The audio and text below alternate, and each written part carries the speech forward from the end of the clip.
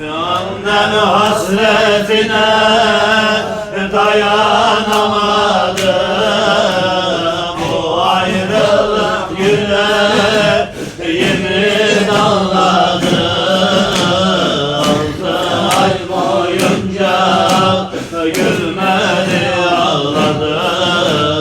Fatıma-tü Zehra ya Resulallah, ya Resulallah, bağışla bizi sana layık ümmet olamadı ki.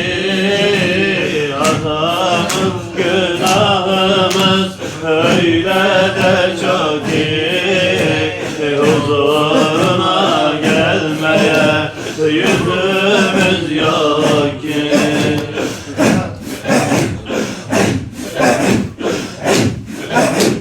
Ya Resulallah, bağışla bizi